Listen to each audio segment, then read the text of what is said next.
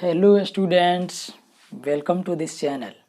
तो आज के ट्यूटोरियल में मैं 12 क्लास के मैथमेटिक्स का एनसीईआरटी बुक का चैप्टर 7 के मिसलेनियस एक्सरसाइज यानी इंटीग्रेशन के मिसलेनियस एक्सरसाइज का क्वेश्चन नंबर 40 का सॉल्यूशन बता रहा हूं।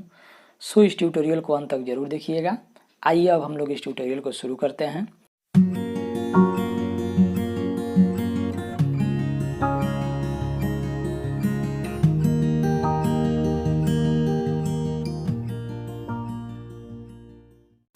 तो क्वेश्चन नंबर 40 में दिया है बाबू की इवैल्यूएट इंटीग्रेशन 0 से 1 e⁻² - 3x dx as a limit of a sum, यानी कि लिमिट के सम के रूप में इसको हम लोग को फाइंड करना है ना। तो हम लोग इसको अब नोट करेंगे यहाँ पे अकॉर्डिंग टू क्वेश्चन। तो इंटीग्रेशन 0 से 1 e⁻² - 3x dx। तो यहाँ नोट कर देंगे हियर a = हो गया आपका 0, b = हो गया 1 और fx = हो गया तो e⁻² - 3x। ठीक है। अब इसके बाद यहाँ नोट करेंगे सिंस nh = तो nh = होता है b - a, तो b हो गया 1, a हो गया 0 यानी कि 1। फिर इसके बाद नोट करेंगे दिस इम्प्लाई, तो n = तो 1/h हो जाएगा। If h tending to 0 then n tending to infinity, यानी जब h का लगभग मान 0 होगा तो n का लगभग मान इन्फिनिटी हो जाएगा। इसके बाद अब यहाँ पे हम लोग फार्मूला नोट करेंगे limit h tending to 0 h into function of a, तो a का मान 0 है, plus function of a plus h plus function of a plus 2h। इसी तरह से बढ़ते बढ़ते अंत में function of a plus n - 1 into h क्वेश्च बंद। तो ये हो गया आपका limit h tending to 0 h into, अब fx तो देखिए fx का मान है e⁻² - 3 तब x, तो e⁻² - 3 x के स्थान पे हो गया 0 प्लस फिर e⁻² - 3 x के स्थान पर 0 plus h plus e⁻² - 3 x के स्थान पर 0 प्लस 2h। इसी तरह से बढ़ते जाएगा, फिर e⁻² - 3 x के स्थान पर 0 प्लस n - 1 इंटू h, और यहाँ फिर हो जाएगा आपका क्वेश्चन बंद। तो अब इसमें हम लोग आगे बढ़ेंगे, तो ये हो गया आपका equal to limit h tending to 0 h into, तो e⁻² प्लस यहाँ बच गया e⁻² - 3h plus e⁻² - 6h। इसी तरह से बढ़ते बढ़ते e⁻² माइनस तो 3 इंटू n - 1 इंटू h।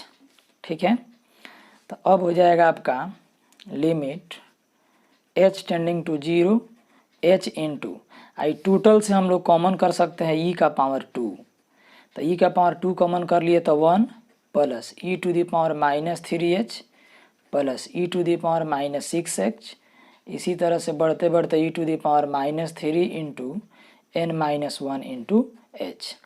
तो यहाँ देख रहे हैं कि फर्स्ट टर्म 1 है, सेकेंड टर्म तो e⁻³ 3h, फिर e⁻³ 3h से गुना हुआ तो e⁻³ 6h, यानी कि यह सीक्वेंस की कैसा बढ़ रहा है, तो e⁻³ से सब में गुना करने से अगला संख्या अगला टर्म बन रहा है। तो स्पष्ट है कि यह जीपी में है, तो लिखेंगे देयरफॉर क्लियरली, इससे स्पष्ट है कि this sequence is in GP, यह जीपी में है। तो इसका a का मान 1 है और r का मान हो गया आपका e⁻³ - 3h। ठीक है। तो ये जो है आपका 1 से हमेशा बड़ा होता है एक्सपोनेंशियल, तो इसलिए Sn का मान हो जाएगा आपका a into r⁻n - 1 by r - 1, तो equal to limit h tending to 0 h into e² और फिर इसको हम लोगों को ऐड करना है, तो इसके स्थान पे हम लोग लिखेंगे इतना a, तो a का मान 1 इंटू r, तो r के स्थान पर हो गया आपका e⁻−3h, इसका power n -1 whole divided by r-1 यानी e के पावर -3h -1। अब इसके बाद तो अब हम लोग इसमें नोट कर देंगे equal to limit h tending to 0 और h इंटू ये हो जाएगा आपका e² और e टू दी पावर हो जाएगा -3 को बाहर करें तो ये हो जाएगा आपका nh -1 whole divided by e to the power -3h -1। ठीक है, तो चूंकि यहाँ पे एक फॉर्मूला होता है आपका e to the power x का एक्सपेंशन 1 +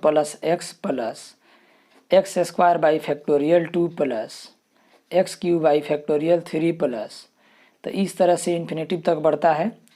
तो यहाँ नोट करेंगे limit h tending to 0 h into e के पावर 2 और यहाँ पे e के पावर -3 nh, तो nh का मान हम लोग यहाँ निकाले हैं, तो nh का मान कितना आया है 1 आया है, तो nh के स्थान पर हम लोग यहाँ पे अब 1 रख देंगे।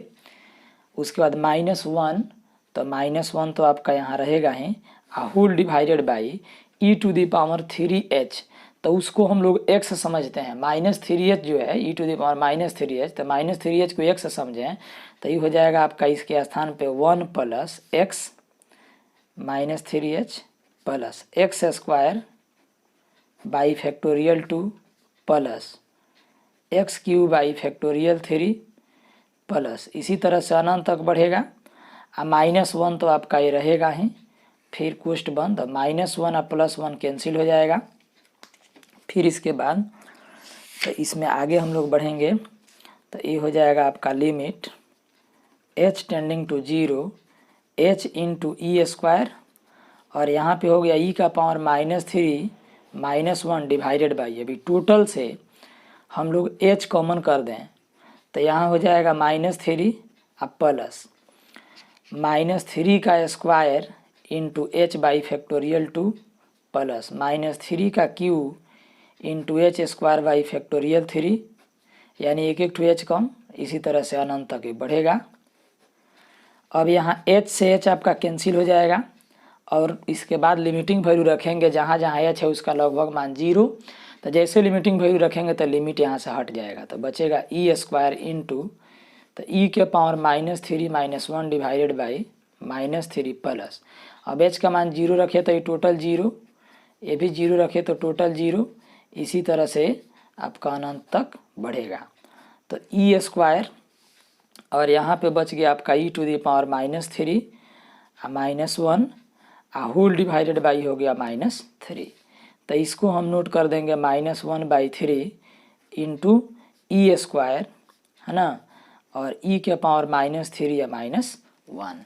ठीक है, अब इसके बाद तो ये हो जाएगा आपका -1/3 यहाँ रहने देंगे है ना, -1/3 आपका रहेगा और e² से दोनों में गुना करेंगे तो ये हो जाएगा आपका e² इंटू e के पावर -3 -e², तो -1/3 और यहाँ पे हो गया आपका e के पावर -1 -e², तो ये हो जाएगा आपका -1/3 और 1/e -e²।